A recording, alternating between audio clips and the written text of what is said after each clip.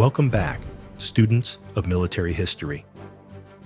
After the brutal conclusion of World War II, the U.S. Army faced a critical problem.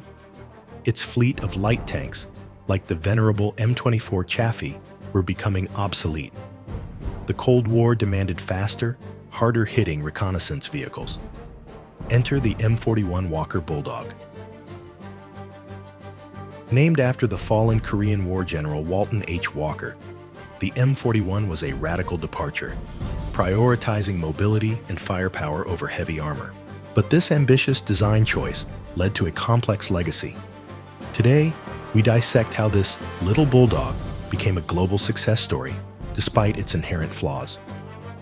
Development began in 1946, initially under the designation T-37.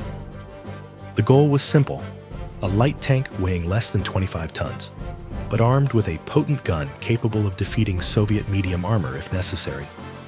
The result was a surprisingly modern design, manufactured by Cadillac.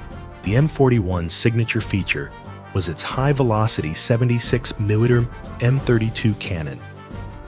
This gave it significantly more punch than the M24's 75mm gun.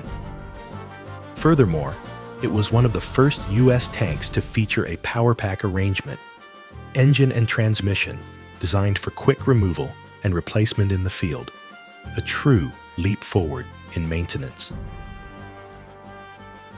However, the tank was rushed into production with the outbreak of the Korean War in 1950.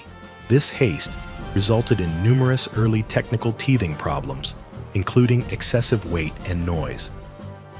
Although it arrived too late to see action in Korea, the M41 was standardized in 1953, replacing the Chaffee across the U.S. Army. While fast and well-armed, the Walker Bulldog came with significant compromises. Its air-cooled six-cylinder gasoline engine was notoriously fuel-thirsty, limiting its operational range and increasing logistical demands. But the noise was the real issue. It was nicknamed the Silent Killer, not because it was quiet, but because you could hear it coming from kilometers away.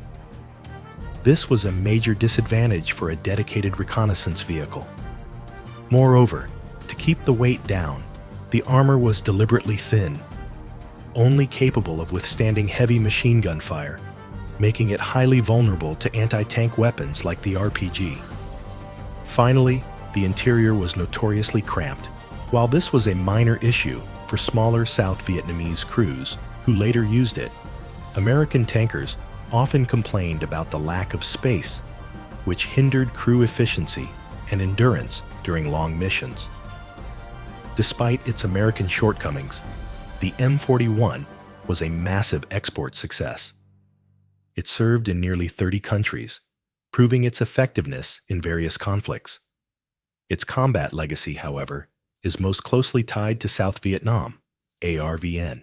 Starting in 1964, the ARVN received the M41 to replace their older armor. In the rugged jungle terrain of Vietnam, the Bulldog's mobility was a huge advantage over heavier tanks. Crucially, the M41 proved highly capable in tank-on-tank engagements.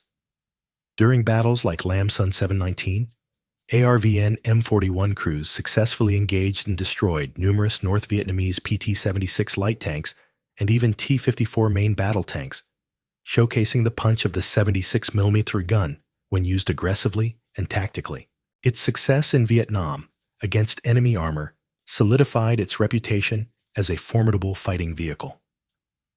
The M41 Walker Bulldog was eventually replaced in U.S. service by the ill-fated M551 Sheridan in the late 1960s, marking the end of its American career. Yet, its reliability and upgrade potential allowed it to serve in some countries for over 6 decades, with modernized variants still active today. The M41 was a textbook example of a Cold War light tank, a perfect balance of speed and firepower achieved through a painful compromise on armor. But what is your final verdict? Was the M41 the best light tank of its generation, or was its reliance on speed too risky? Let me know your thoughts and insights in the comments section below. If you enjoyed this deep dive into the evolution of armored warfare, make sure to subscribe and hit that notification bell for more military history content. Thanks for tuning in.